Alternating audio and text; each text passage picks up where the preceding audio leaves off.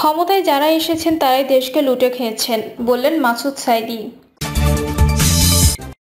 জোয়ারের পানির মতো মানুষ জামায়াতে যোগ দিচ্ছে। জানাবো ডক্টর ইউনূসকে নিয়ে এক দশক আগে যা বলেছিলেন নরেন্দ্র মোদী।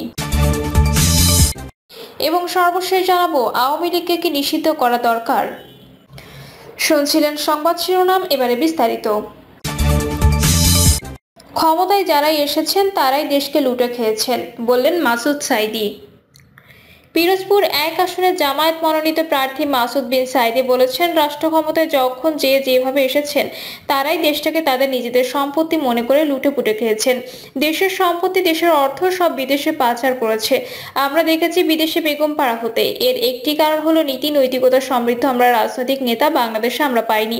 মাসুদ বিন সাঈদী বলেন, ১৯৭১ সালে দেশ স্বাধীন হয়েছিল একটা বৈষম্যহীন, ন্যায়, ইনসাফ, নীতি নৈতিকতার সম্পন্ন একটি রাষ্ট্র গঠনের জন্য। আমরা দীর্ঘ ৫৩ বছর দেখেছি যে ন্যায় ইনসাফ তো বহু দূরের কথা, বরং শোষণ বঞ্চনায় ভরপুর একটি রাষ্ট্র। তৎকালীন রাজনৈতিক নেতৃবৃন্দ, রাষ্ট্র ক্ষমতায় যারা ছিলেন তারা এই জাতিকে দিয়েছেন। আমরা দেখেছি মানুষ দুর্ভিক্ষে না খেয়ে থেকেছে, কিন্তু শেখ হাসিনার সন্তানেরা সোনার মুকুট পরে বিয়ে শাদী করেছে। এটাও দেখেছি ব্যাংক ডাকাতি করেছে, ব্যাংক লুটপাট করেছে। তিনি আরো বলেন, এই ছাত্র জনতার গণ অভ্যুত্থান যে গণ বিপ্লব সংগঠিত হয়েছে বাংলাদেশ, এই গণ অভ্যুত্থান শুধু ৩৬ দিনের আন্দোলনের ফসল নয়। এই গণ অভ্যুত্থান বিগত ১৭টি বছর বাংলার মেহনতি শ্রমিক জনতা, ছাত্র জনতা, বিভিন্ন রাজনৈতিক দলের নেতৃবৃন্দের সংগ্রামের ফসল। যদিও আমাদের ছাত্র জনতার আন্দোলনে ৩৬ দিনে আন্দোলন এটা পূর্ণতা পেয়েছে, কিন্তু আন্দোলন শুধু ছাত্র জনতা নয়, আন্দোলন ছিল গোটা দেশবাসীর। সেই সাথে এই আন্দোলনের ব্যাপকভাবে অংশগ্রহণ করেছিল আমাদের শ্রমিক ভাইয়েরা। যদি ৫ই আগস্ট আন্দোলনে আমাদের শ্রমিক ভাইদের ব্যাপক অংশগ্রহণ না থাকতো তাহলে স্বাধীনতা আমরা পেতাম নিশ্চিত, ইনশাল্লাহ। তবে আরো হয়তো সময় লেগে যেত। আমরা এই বাংলাদেশকে একটি সুখী সমৃদ্ধশালী দেশ হিসেবে দেখতে চাই। মাসুদ সাঈদী আরো বলেন, বাংলাদেশ শ্রমিক কল্যাণ ফেডারেশনে বাংলাদেশ একটি শোষণ বঞ্চনাহীন রাষ্ট্র হিসেবে দেখতে চায়। তারা চায় সংবিধানের আলোকে সকল ধর্মের বর্ণের মানুষের সমান অধিকার। যে কারণে শ্রমিক কল্যাণ ফেডারেশন চায় কিছু সোনার মানুষ তৈরি করতে, কারণ সোনার মানুষ যদি তৈরি না হয় সোনার রাষ্ট্র তৈরি হবে না। যে কারণে আজকের এই দ্বিবার্ষিক সম্মেলনে আমার সম্মানিত শ্রমিক ভাইদের প্রতি আমার আহ্বান থাকবে, আসুন আগে আমি নিজেকে গড়ি, এরপর আমার পরিবারকে গড়ি, এরপর সমাজ গড়ার আন্দোলনে অংশগ্রহণ করি। জোয়ারের পানির মতো মানুষ জামায়াতে যোগ দিচ্ছে। বাংলাদেশ জামায়াত ইসলামী সেক্রেটারি জেনারেল ও সাবেক এমপি অধ্যাপক মিয়া গোলাম পরোয়ার বলেছেন, লোকে বলে ৫ই আগস্টের পর থেকে নাকি জোয়ারের পানির মতো মানুষ জামায়াতে যোগ দিচ্ছে। তিনি আরো বলেন, আমরা বিগত প্রায় ১.৫ যুগ ধরে কথা বলতে পারিনি, ইসলামের সুমহান আদর্শকে মানুষের মাঝে তুলে ধরতে পারিনি। এখন মানুষ ইসলামের সৌন্দর্য দেখে ইসলামী আন্দোলনের ছায়াতলে আসছে। এটা জামায়াতে ইসলামের কোনো কৃতিত্ব নয়, বরং এটা মহান আল্লাহর রহমত। এটা ইসলামের কৃতিত্ব। শহীদ মীর কাসেম আলী, শহীদ রফিক, শহীদ সাদের রক্তের এই মানিকগঞ্জেও ইসলামের বিজয় হবে ইনশাআল্লাহ। সাবেক এই সংসদ সদস্য আরো বলেন, যে ছাত্র জনতা মা বাবাকে, স্ত্রী সন্তানকে, আপনজনকে কাঁদিয়ে অকাতরে দেশের জন্য জীবন দিয়েছে, তাদের রক্তের ঋণ আমাদের শোধ করতে হবে। একটি বৈষম্যহীন আদর্শ রাষ্ট্র কায়েম করে তাদের স্বপ্ন বাস্তবায়ন করতে হবে। আসুন আমরা একটি তাকওয়া ভিত্তিক আদর্শ রাষ্ট্র কায়েমের জন্য একসাথে কাজ করি। ডক্টর ইউনূসকে নিয়ে এক দশক আগে যা বলেছিলেন নরেন্দ্র মোদী। বক্তার নাম নরেন্দ্র দামোদর দাস মোদী। ঘটনাস্থল মুম্বাই, তারিখ ৩রা জানুয়ারি ২০১৫। আর যাকে উদ্দেশ্য করে কথাগুলো বলা তিনি আর কেউ নন, গরিবের ব্যাংকার ডক্টর মোহাম্মদ ইউনূস। এর প্রায় এক দশক বাদে যিনি বাংলাদেশের অন্তর্বর্তী সরকারের প্রধান উপদেষ্টার ভূমিকা অবতীর্ণ হলেন। কথাগুলো ছিল, আজ আমাদের সঙ্গে এমন একজন নোবেল বিজয়ী আছেন সমাজবিজ্ঞান নিয়ে, যার নিজস্ব ব্যাখ্যা ও রূপায়ণের সুবাদে সমাজের দরিদ্রতমরা তাদের জীবনেও আশা, সুযোগ আর মর্যাদার সন্ধান পেয়েছেন।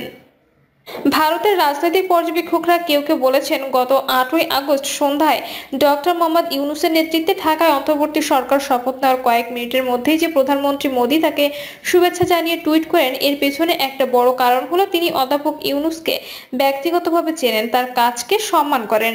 নয়তো যে সরকারের সংবিধানের বৈধতা নিয়েই ভারতের সংশয় আছে, তার প্রধানকে এত তাড়াতাড়ি প্রধানমন্ত্রী শুভেচ্ছা জানাতেন বলে আমার মনে হয় না। ডক্টর ইউনূস ছিলেন বলে এটা সম্ভব হয়েছে, অন্য কেউ হলে হয়তো এটা হতো না। বলেছিলেন ভারতের একজন সাবেক শীর্ষস্থানীয় কূটনীতিবিদ। এরপর অবশ্য অক্টোবরে জাতিসংঘের নিরাপত্তা পরিষদের অধিবেশনের ফাঁকে নিউ ইয়র্কে প্রধানমন্ত্রী মোদীর সঙ্গে ডক্টর ইউনূসের বৈঠক আয়োজনের অনুরোধ ভারত পাশ কাটিয়ে গেছে, কিন্তু সেখানে ভারতের দিক থেকে কিছু কূটনৈতিক বাধ্যবাধকতাও ছিল। তবে থাইল্যান্ড বিমস্টেক শীর্ষ সম্মেলনে দুই নেতার মধ্যে বৈঠকের সম্ভাবনা দিল্লি বা ঢাকা কেউই নাকচ করছে না। এই মুহূর্তে ভারত ও বাংলাদেশের কূটনৈতিক সম্পর্কে যেটুকু অস্বস্তি আছে, এই সম্পর্কের ক্ষেত্রে রূপালী রেখাটা হলো দুই দেশের দুই নেতাই পরস্পরকে নিবিড়ভাবে চেনেন ও জানেন, আর সেটাও বহু বছর ধরে। ডক্টর ইউনূস যখন নোবেল পুরস্কার পান তখন নরেন্দ্র মোদী ছিলেন গুজরাটের মুখ্যমন্ত্রী। বস্তুত তখন থেকেই তিনি ডক্টর ইউনূসের গ্রামীণ ব্যাংক তথা ক্ষুদ্র ঋণ প্রকল্পের কাজকর্ম খুব নিবিড়ভাবে ফলো করে আসছেন। গুজরাট রাজ্যেও সমবায় আন্দোলনের একটি খুব সমৃদ্ধ ইতিহাস আছে। সেখানে ডক্টর ইউনূসের প্রবর্তিত মাইক্রো ফিন্যান্স বা ক্ষুদ্র ঋণ কিভাবে গরিব মানুষের কাজে আসতে পারে তা নিয়েও মোদী রাজ্য সরকার ভাবনা চিন্তা করেছিল। 2014-তে দেশের প্রধানমন্ত্রী হওয়ার পরও ডক্টর ইউনূসকে ঘিরে নরেন্দ্র মোদীর ব্যক্তিগত আগ্রহ কিছু কমেনি, যার প্রমাণ শুধু মুম্বাইতে নয়। তারপর 2017 সালে অন্ধ্রপ্রদেশের তিরুপতিতে অনুষ্ঠিত ভারতের 104তম বিজ্ঞান কংগ্রেসের মোহাম্মদ ইউনূসকে বিশেষ অতিথি হিসেবে আমন্ত্রণ জানানো হয়। যথারীতি সেই পদক্ষেপও নেওয়া হয়েছিল প্রধানমন্ত্রী কার্যালয়ের ঐকান্তিক আগ্রহেই। আওয়ামী লীগকে কি নিষিদ্ধ করা দরকার? বাংলাদেশ জামায়াতে ইসলামী সেক্রেটারি জেনারেল ও সাবেক এমপি অধ্যাপক মিয়া গোলাম পরোয়ার বলেছেন, অনেকেই প্রশ্ন করেন আওয়ামী লীগকে কি নিষিদ্ধ করা দরকার। সাবেক এই সংসদ সদস্য বলেছেন, সাংবাদিক সহ অনেকে প্রশ্ন করেন আওয়ামী লীগকে কি নিষিদ্ধ করা দরকার। আমি বলি এটা এদেশের জনগণের ব্যাপার। যারা দেশের মানুষকে অন্যায়ভাবে হত্যা করেছে, লাশ পুড়িয়েছে, দেশের 17 বিলিয়ন মার্কিন ডলার লুট করে পাচার করেছে, দেশের স্বাধীনতা সার্বভৌমত্বকে যারা হেফাজত করতে পারেনি, যারা 2006 সালে 28শে অক্টোবর লাশের উপর নৃত্য করেছে, যারা বিডিআর হত্যাকাণ্ড ঘটিয়েছে, যারা 2024 সালের আগস্ট বিপ্লবের সময় প্রায় 2000 ছাত্র জনতাকে হত্যা করেছে, যারা গণতন্ত্রের কথা বলে ফ্যাসিবাদ কায়েম করেছে, তাদের কি জনগণ চায়? তারা কি এদেশে রাজনীতি করার যোগ্যতা রাখে? জনগণ এই হত্যাকারীদের বিচার চায়। এই বাংলাদেশের মাটিতে তাদের বিচার হতে হবে। তিনি বলেন, স্বৈরাচারী হাসিনা পালিয়ে যেখানে যাবার কথা ঠিক সেখানেই গিয়েছে, তবে তিনি থেমে নেই। একের পর এক ষড়যন্ত্র করে যাচ্ছে। জুডিশিয়াল কু, আনসার কাণ্ড, গার্মেন্টস সেক্টরে অশান্তি, বিদ্যুৎ সেক্টরে ষড়যন্ত্র, পুলিশ জনপ্রশাসন সহ সর্বত্র ষড়যন্ত্র চেষ্টা করে যাচ্ছে। দেশপ্রেমিক ছাত্র জনতা সেনাবাহিনী কোনো ষড়যন্ত্রকে সফল হতে দেয়নি। তিনি আরো বলেন, দেশবাসী সজাগ আছে, আগামীতেও কোনো ষড়যন্ত্রে সফল হতে দিবে না ইনশাল্লাহ। বিগত জালেম সরকার জামায়াত শিবির বিএনপি সহ বিরোধী দলের নেতা কর্মীদের উপর অমানসিক জুলুম নির্যাতন করেছে, হত্যা গুম করেছে। এ সময় ফ্যাসিস্ট সরকারের পতনের জন্য যারা আন্দোলন করেছে তাদের একসাথে থাকতে হবে।